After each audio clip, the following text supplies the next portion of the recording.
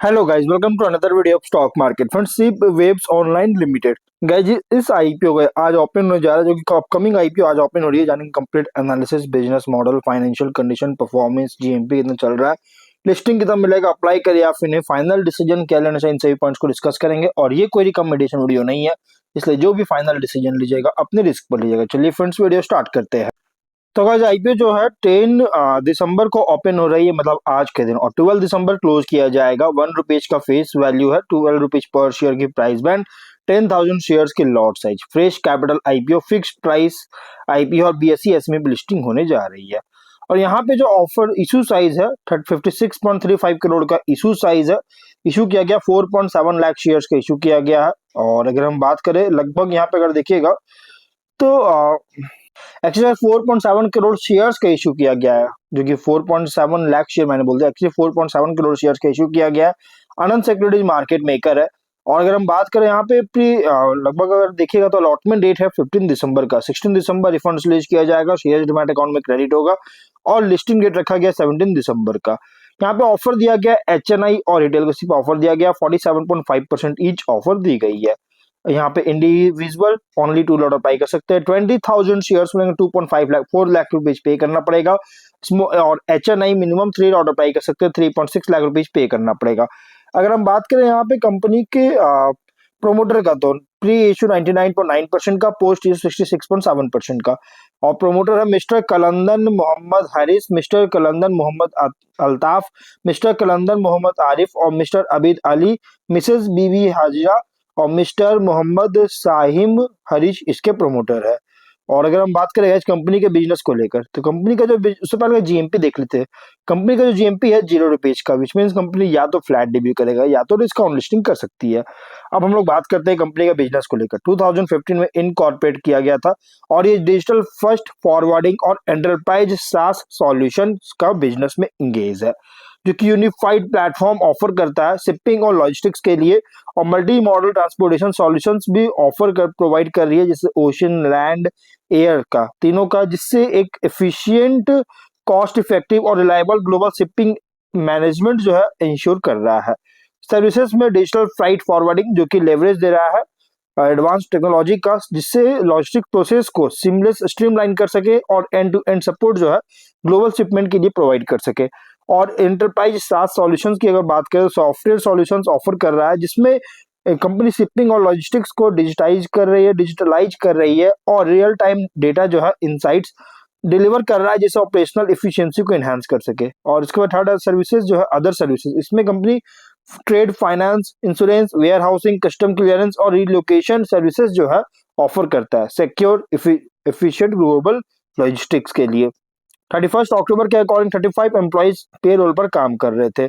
अब अगर हम बात करें इस कंपनी के फाइनेंशियल को लेकर, देखिए उससे पहले अगर देखा जाए तो company shipping and logistic services जो है सो प्रोवाइड कर रहा है ocean, land, air cargo verticals में और अपने क्लाइंट्स को।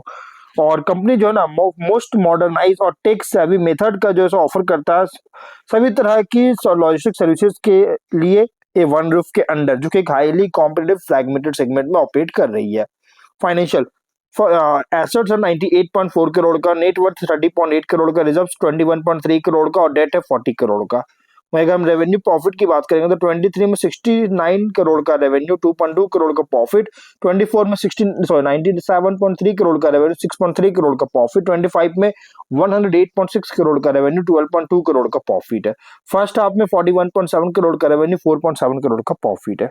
फाइनेंशियल अगर देखिएगा, कंपनी का financial top line bottom line में ग्रोथ होता हुआ देखने को मिल रहा है, एक अच्छी ग्रोथ देखने को मिल रहा है, कंसिस्टेंटली ग्रोथ होता हुआ नजर आ रहा है। हाँ, रेवेन्यू 12% इंक्रीज किया है, लेकिन प्रॉफिट जो है 94% इंक्रीज करता हुआ देखने को मिल रही है।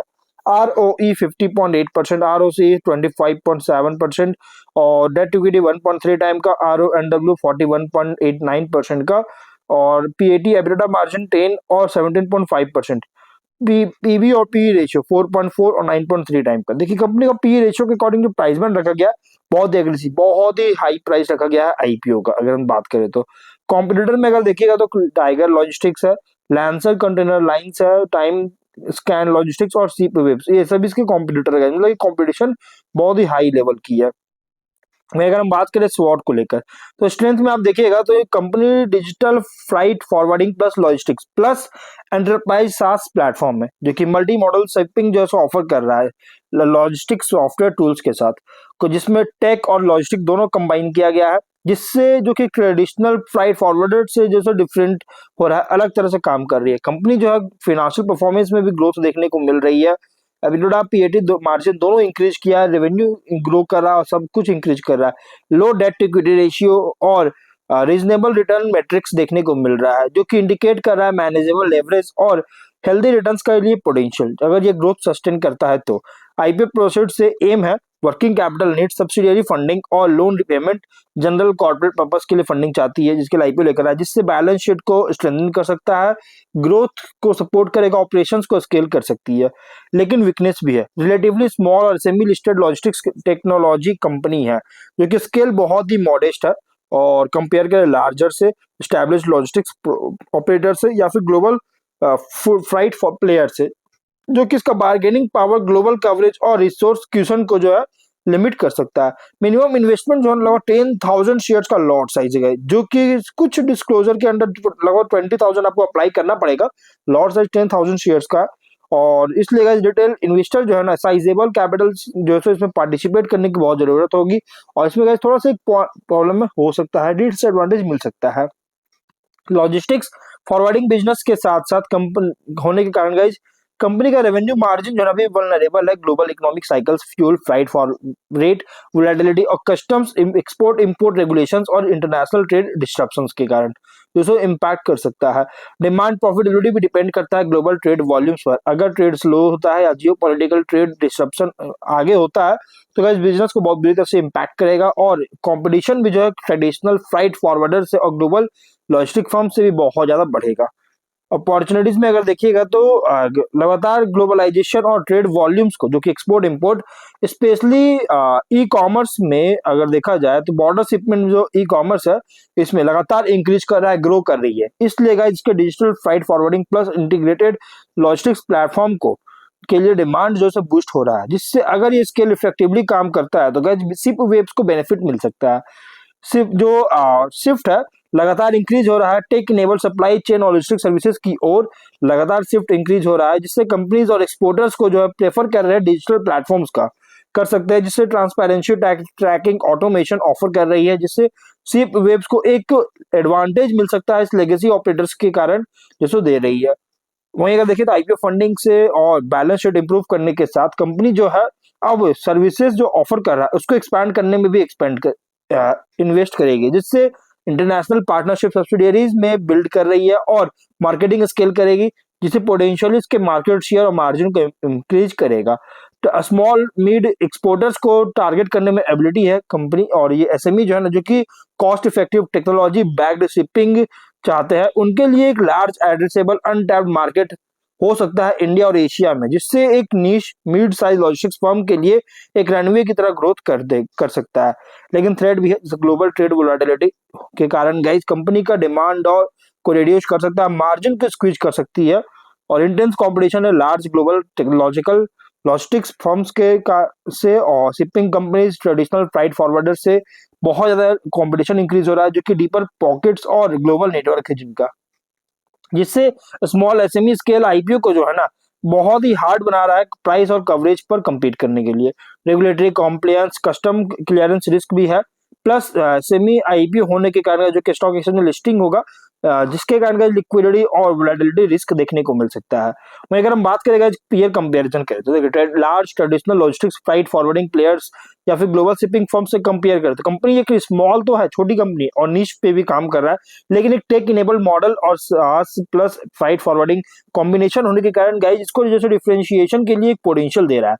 क्यों अगर ये बिल्ड स्केल जो बिल्ड करता है और रिलायबिलिटी बिल्ड करती है, तो अगर other SME other smaller logistic take firm से कंपेयर करें तो कंपनी जो है ना फिनेंशियल्स और को इम्प्रूव शो कर रहा है, डाइवर्सिफाइड सर्विस मॉडल काम दे रही है, जिससे एक बेटर चांस है कि कंपनी का जो कॉम्पिटिटिव लैंडस्केप में सर्वाइव कर सकता है, जिससे अगर एग्जीक्यूशन आगे स्ट्रॉन्ग स्टे करता है तो प्रोवाइड करता है तो इन्वेस्टर्स के लिए आईपीओ जो है रिप्रेजेंट कर रहा है बैलेंस्ड रिस्क एसएमई लेवल बेट, लेकिन एक ब्लू चिप स्टेबल कंपनी तो नहीं है। लेकिन साथ में गाइज अगर देखा जाता है कि ग्लोबल ट्रेड रिबाउंड्स करता है और कंपनी का स्केल ऑपरेशन को स्केल करता है, ये ऊपर जाता है गाइस, तो इसके कारण गाइस एक रिक्वायरमेंट होगा medium to long term mindset का और टॉलरेंस को लेकर वॉलेटिलिटी के लिए।